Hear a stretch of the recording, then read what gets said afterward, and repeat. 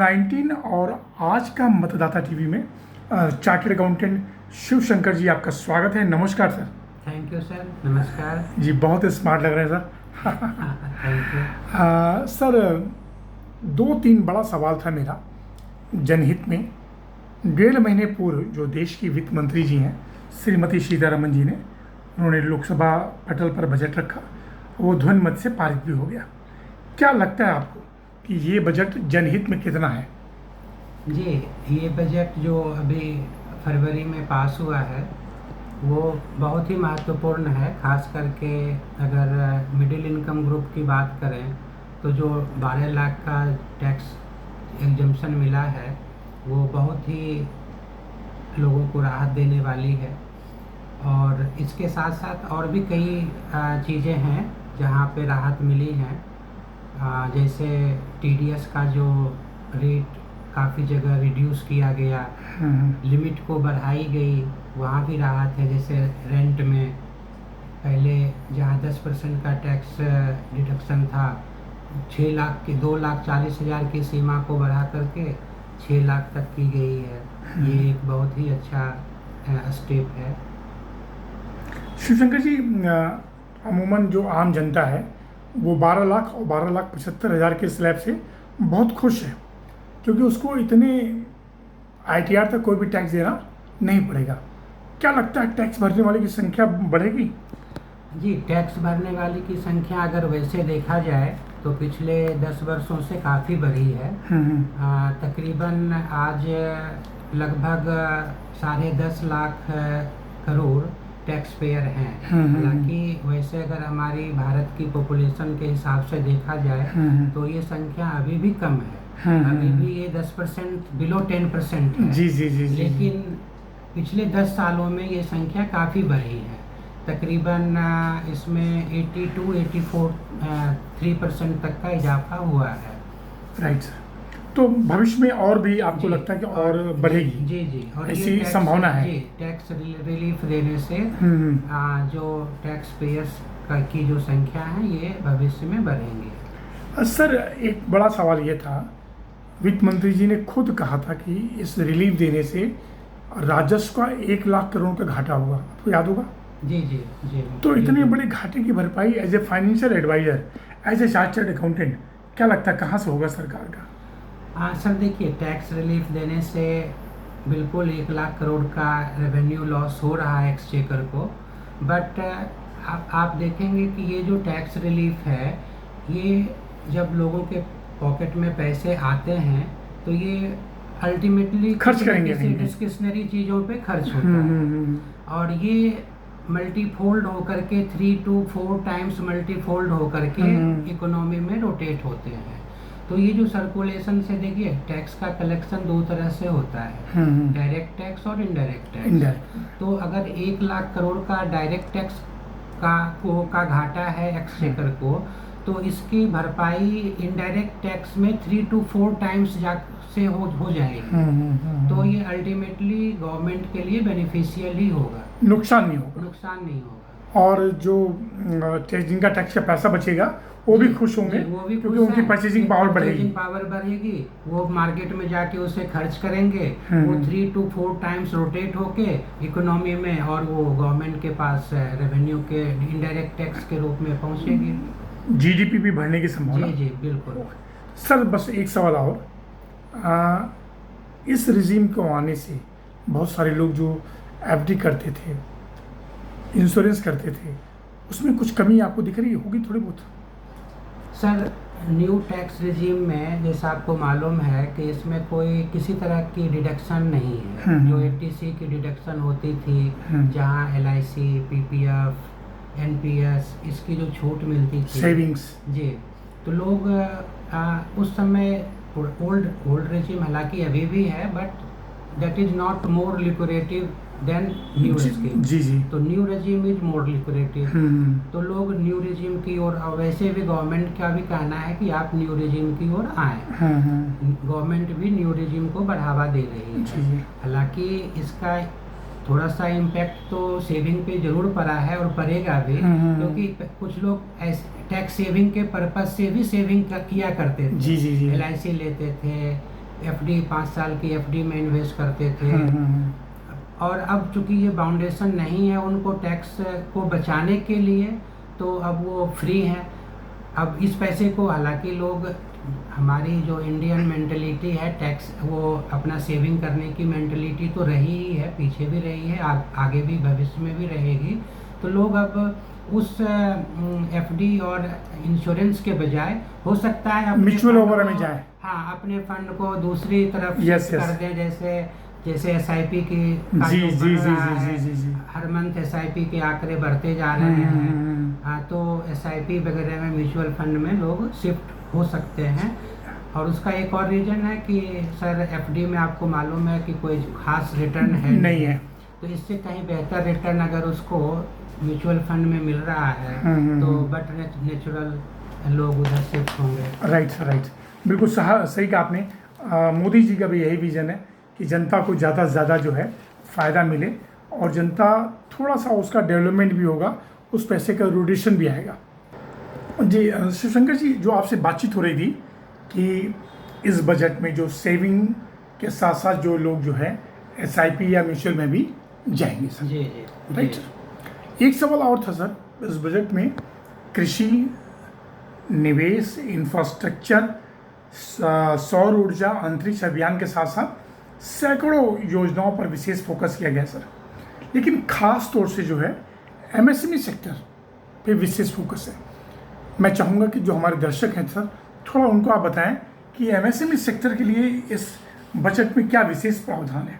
जी जैसा कि finance minister कहती हैं कि हमारे देश का जो ग्रोथ इंजन है वो first growth engine is the agriculture sector and second growth engine is the MSME sector. तो MSME sector is the backbone of our economy. चाहे बड़े उद्योग हों, बड़े उद्योगों को भी एमएसएमई सेक्टर की ज़रूरत पड़ती है। और एमएसएमई सेक्टर हमारा टैक्स कंट्रीब्यूशन में भी बहुत बड़ा योगदान देता है। जी। तो एमएसएमई खास करके आप अगर सेक्शन 15 ऑफ एमएसएमई एक्ट की बात करेंगे, जहाँ पर कि जो उनकी ड्यूज थी, उनकी ड्यूज की एक सेक्शन लाया गया 43B, जिसमें अगर एमएसएमई की पेमेंट कोई आउटस्टैंडिंग है और वो दैट इज 45 डेज से ज़्यादा under section 15 of MSME act, तो वो डिसअलाउ हो जाएगा। तो ड्यू टू दिस डिसअलाउबिलिटी काफ़ी उनकी जो कैश फ्लो में जो स्टिग्नेंसी आती थी, तो ये चीज़ें उनको काफ़ी राहत देने वाली है कि उनकी जो कैश फ्लो है वो ठीक डिस्टर्ब नहीं होगा, साइकिल चलता रहेगा। जी, साइकिल चलता रहेगा और वो अपना व्यापार में अपनी जो वर्किंग कैपिटल की रिक्वायरमेंट है वो उनकी फुलफिल होती रहेगी। तो ये बहुत अच्छा ही सराहनीय कदम है, स्टेप है 45 डेज का। जी। इनकम टैक्स में डिसअलाउ हो जाएगा जी, अंडर सेक्शन 43B।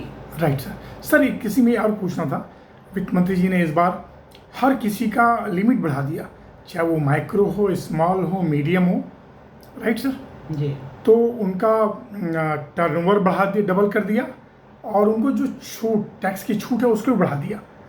थोड़ा इसके बारे में बोलेंगे? जी, जो टर्नओवर बढ़ा दिया उससे कितनी और कवर हो जाएंगी? जी, जैसे उनकी जो 5 करोड़ से 10 करोड़ की सीमा कर दी, तो उससे भी काफ़ी राहत है एमएसएमई सेक्टर को।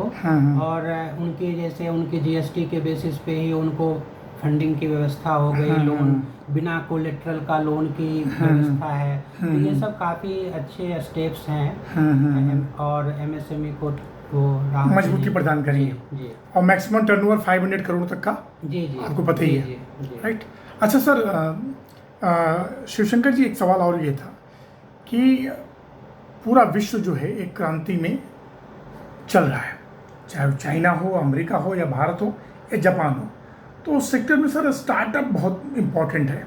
हमारे भारत देश में मोदी जी का सपना है कि स्टार्टअप को बहुत ज़्यादा फोकस किया जाए। तो स्टार्टअप को सर बगैर किसी सुरक्षा के बहुत सारे लोन देने की व्यवस्थाएं सरकार ने की है, लेकिन देखा जाता है 1000 में से 2-3 ही स्टार्टअप चल पाते हैं। सर कहाँ कमी रह जाती है? हाँ सर, स्टार्टअप देखिए, स्टार्टअप को जो इंसेंटिव गवर्नमेंट दे रही है, चाहे वो टैक्स इंसेंटिव के रूप में हो या दूसरे इंसेंटिव के रूप में, वो बेसिकली एक डिफरेंट टेक्नोलॉजी जो स्टार्टअप एक मतलब नया सपना, नई सोच, ट्रेडिशन से हटके कुछ इनोवेटिव टेक्नोलॉजी या इनोवेटिव रिसर्च में आती है, तो उसको बेसिकली गवर्नमेंट बढ़ावा देना चाहती है, जिससे हमारे यहाँ मैन्युफैक्चरिंग सेक्टर हमारा इम्प्रूव हो, मैन्युफैक्चरिंग या सर्विस या कोई भी सेक्टर जी इम्प्रूव हो। यस। तो जैसे स्टार्टअप के लिए भी गवर्नमेंट ने अब जो पहले 3 साल की छूट की सीमा थी आउट ऑफ 5 ईयर, उसको बढ़ा के 5 आउट ऑफ 10 ईयर्स कर दी है। तो ये भी एक अच्छा स्टेप्स है गवर्नमेंट का स्टार्टअप के लिए। लेकिन जहाँ जो अभी भी स्टार्टअप हमारे उतने नहीं आ पा रहे हैं, तो गवर्नमेंट को थोड़ा इस और भी ध्यान देने की ज़रूरत है। इंक्यूबेशन वगैरह को बढ़ाना पड़ेगा, ताकि अगर इंक्यूबेटर हैं बढ़ेंगे तो स्टार्टअप को थोड़ा सा और भी आसानी होगी आने में। एक ATIC का जो सेक्शन है वो भी टैक्स एग्जम्पशन से रिलेटेड है स्टार्टअप के लिए। जी सर, लेकिन मैं चाहूँगा आपकी कोई अपील हो, कोई सुझाव हो कि भाई अगर स्टार्टअप वाले उन पैसों को गिफ्ट ना समझें, कोई फाइनेंशियल एडवाइज़र रखें, पूरा पक्का काम करके अगर फील्ड में आते हैं तो शायद सफलता ज़्यादा मिल सकती है। सर अगर इनक्यूबेटर भूल जाते हो। हाँ नहीं सर, अगर देखिए स्टार्टअप जो है वो इनक्यूबेटर सेंटर से जुड़े रहते हैं। अगर इनक्यूबेटर अच्छा होगा तो स्टार्टअप भी अच्छा काम करेंगे, क्योंकि उनको स्टार्टिंग में थोड़ा गाइडेंस की ज़रूरत है, हैंड होल्डिंग की ज़रूरत है। तो जो अगर हम गवर्नमेंट अपनी किसी एजेंसी से या जैसे और भी नए अच्छे इनक्यूबेटर सेंटर से अगर उसकी हैंड होल्डिंग कराएँ तो स्टार्टअप अपने फील्ड में अच्छा काम कर सकते हैं। क्योंकि सर अल्टीमेटली पैसा तो टैक्स पेयर का है, डूब जाता है तो बच सकता है। जी बच सकता है, राइट सर। 2 बड़ा सवाल और भी था। हमारे जो भारत देश के प्रधानमंत्री मोदी जी हैं, उनकी पूरी टीम हर सेक्टर में काम कर रही है सर, चाहे वो इलेक्ट्रिक व्हीकल हो, सौर ऊर्जा हो, अंतरिक्ष अभियान हो या इंफ्रास्ट्रक्चर हो। उसके बाद भी सर क्या वजह है कि डॉलर के मुकाबले रुपया मजबूत नहीं हो रहा है? हम कहाँ मतलब कमज़ोर पड़ रहे हैं, नीति में, नीयत में? हाँ सर, देखिए डॉलर इंडेक्स की जहाँ तक बात है, वो डॉलर इंडेक्स बेसिकली एक सिर्फ इंडियन रुपीज से तुलनात्मक नहीं है। और भी करेंसीज हैं दूसरे देशों की, जिसके बेसिस पे डॉलर इंडेक्स का ऊपर नीचे होना तय होता है। और इसमें सबसे बड़ी भागीदारी होती है हमारी जो फॉरेन करेंसी की इनफ्लो आउटफ्लो की। जैसे कि हमारा इंपोर्ट बिल हमारे एक्सपोर्ट से काफ़ी ज़्यादा है। हमारी जो हम क्रूड ऑयल का इंपोर्ट करते हैं, खाने के तेल का इंपोर्ट करते हैं, काफ़ी डिपेंडेंसी है हमारे बाहरी देशों पे, जिसके लिए हमें हमारी जो डॉलर की आउटफ्लो है वो काफ़ी ज़्यादा है। तो अगर हम बाहर की कंपनियां यहाँ पे आके इन्वेस्ट करती हैं, इन्वेस्टमेंट फॉरेन इन्वेस्टमेंट अगर बढ़ता है तो धीरे धीरे ये सिचुएशन भी इम्प्रूव हो जाएगी। और जहाँ तक डॉलर के बढ़ने और घटने की बात है सर, तो अगर डॉलर के मुकाबले रुपया कमज़ोर हो रहा है, कमज़ोर होना है, तो हमारी करेंसी उतनी कमज़ोर नहीं हो रही है जितनी दूसरे कंट्री की करेंसी कमज़ोर हो रही है। ये एक सुखद अनुभूति है। जी हालांकि हमारी रुपया भी हमारा डाउन हो रहा है, बट उतना नहीं हो रहा है जितना दूसरे कंट्री का हो रहा है। जी सर, अभी जो ट्रम्प ने 3 दिन पूर्व जो है पूरे देखिए, अमेरिका में भी एक आंदोलन छिड़ गया टैरिफ का।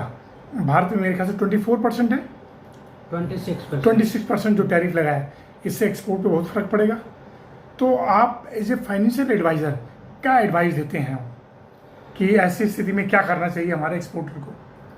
सर, अभी जो दौर चल रहा है ये ग्लोबल अनसर्टेनिटी का दौर है। लड़ाई भी हो रही सब जगह। और ये टैरिफ वॉर जो एक चैप्टर ओपन हुआ है यूएस के द्वारा, ये उसमें और भी ज़्यादा अनसर्टेनिटी पैदा कर दी है।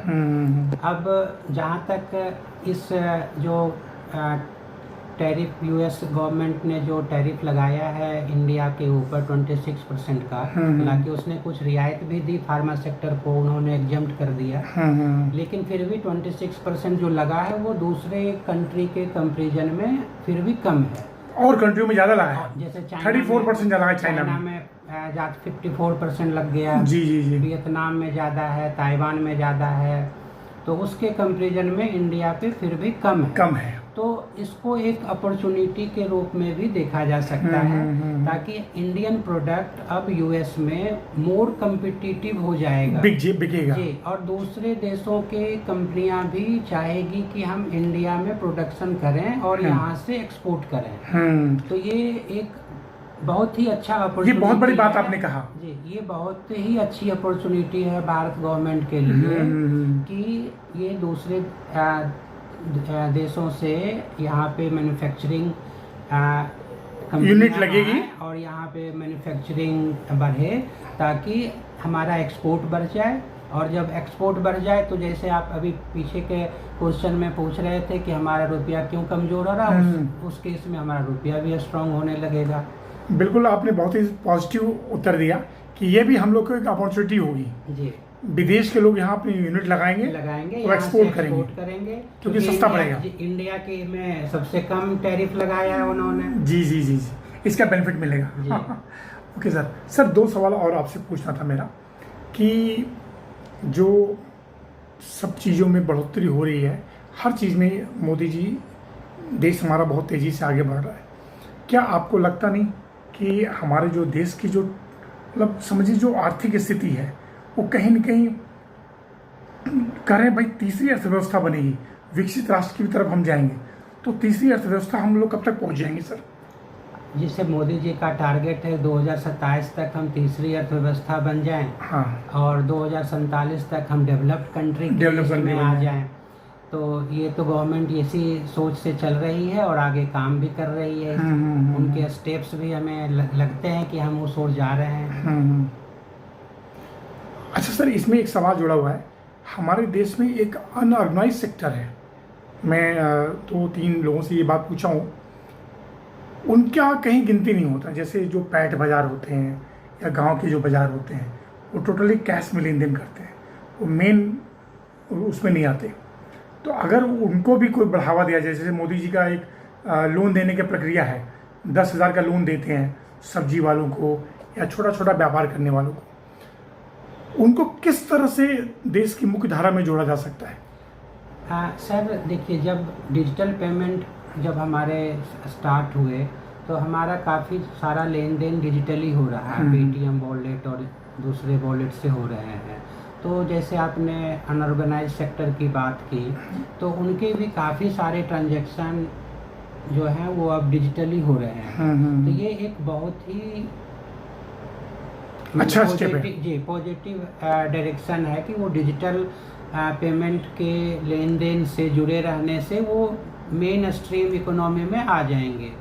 तो उससे हमारी इकोनॉमी भी स्ट्रॉन्ग दिखेगी और उनको लोन वगैरह भी दिया जा सकता है। जी जी, तो ये अच्छा स्टेप है। कोई और तरीका? तो वैसे भी ऐसा जैसे जो जनधन योजना है, 10 लाख तक का बिना कोलेट्रल लोन वो ले सकते हैं। अभी पिछले बजट में भी जो रेहड़ी पटरी वालों के लिए भी एक स्कीम गवर्नमेंट ने लॉन्च की थी, तो वो भी उनको बिना कोलेट्रल है, वो भी बिना विदाउट कोलेट्रल है।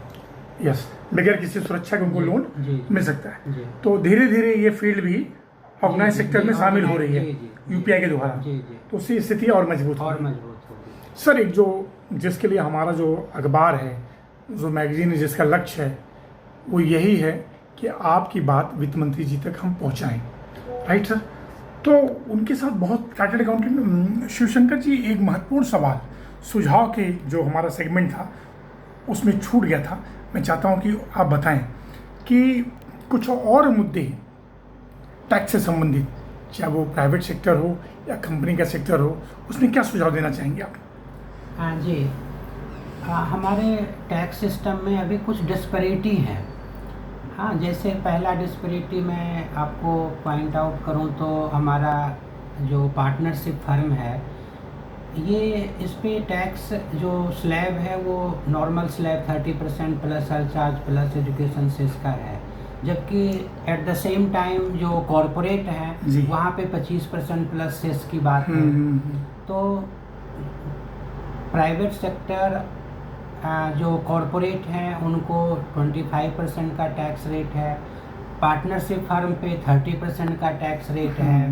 तो यहाँ पे जो टैक्स का जो डिस्पैरिटी है इसको कम करना चाहिए। और अब पिछले बजट में एक और डिस्पैरिटी ऐड हो गई सर पार्टनरशिप फर्म में, कि उनकी जो अगर कोई पार्टनर्स रिम्यूनरेशन लेता है, सैलरी, कमीशन, बोनस, उस पर 10% TDS कट करने की व्यवस्था की गई है। और उसकी जो लिमिट है वो threshold limit is only 20,000 in a year, सिर्फ 20,000। एक और जहाँ 12 लाख का टैक्स एग्जम्पशन दिया जा रहा है, दूसरी ओर 20,000 से ऊपर पे 10% TDS की व्यवस्था है। तो ये थोड़ा सा मैच नहीं कर रहा है। तो इसको एक थोड़ा ठीक करने सरकार जो है इसके बारे में भी पुनर्विचार करे। और दूसरी एक टैक्स डिस्पैरिटी है सर कॉरपोरेट एमंग कॉरपोरेट। आप देखेंगे कि जो कॉरपोरेट का जो इफेक्टिव टैक्स रेट है, वो तकरीबन 22.5% है। कहने का मतलब कि जैसे कुछ कंपनियां हैं जो प्रॉफिट कमा रही हैं, कुछ कंपनियां लॉस कर रही हैं। तो अगर इफेक्टिवली अगर देखा जाए तो उनका जो टैक्स कॉरपोरेट टैक्स कलेक्शन है वो 22.5% के लगभग आता है। अगर उस कॉरपोरेट में भी अगर आप देखेंगे कि 1 करोड़ कमाने वाली और 500 करोड़ कमाने वाली कंपनियां कितना टैक्स देती है, तो आप पाएंगे कि 1 करोड़ प्रॉफिट कमाने वाली कंपनियां ज़्यादा टैक्स देती हैं। वो तकरीबन 25% से ज़्यादा, लगभग 25%, 25.25% टैक्स देती हैं। और 500 करोड़ प्रॉफिट बनाने वाली कंपनियां वो 20% से भी कम टैक्स देती हैं, मतलब 19.85% टैक्स देती हैं। तो यहाँ भी डिस्पैरिटी लगती है सर, जो ज़्यादा प्रॉफिट कमा रही है वो कम टैक्स दे रहे हैं। इसका मतलब है कि वो ज़्यादा टैक्स इंसेंटिव ले रही है। टैक्स का जो बेनिफिट जो प्रोविजन में दिया गया है, टैक्स इंसेंटिव दी गई है, उसका ज़्यादा से ज़्यादा उपयोग वो कर ले रहे हैं। तो इस डिस्पैरिटी को भी कम करने की ज़रूरत है। बाकी ये धीरे धीरे कम होता जा रहा है। अगर पिछले 10 सालों में आप देखें तो जो 2014 में ये डिस्पैरिटी 28.5% और 22% की थी, वो घट के 25% और 20% पे आ गई है। 5% का सिर्फ डिफरेंस रह गया है। तो ये भी डिफरेंस अगर खत्म हो जाए, और इवन मैं तो चाहूँगा जो ज़्यादा पैसा कमा रहा है वो ज़्यादा टैक्स दे। जो कंपनियां ज़्यादा प्रॉफिट बना रही हैं उनको ज़्यादा टैक्स देना चाहिए, लेकिन यहाँ उल्टा हो रहा है। तो ये सुझाव आपका जी मोदी जी और वित्त मंत्री जी से? जी, वित्त मंत्री जी से ये सुझाव है कि ये डिस्पैरिटी की ओर थोड़ा ध्यान दें। आपकी अपील है। जी, बहुत बहुत धन्यवाद सर। Thank you sir.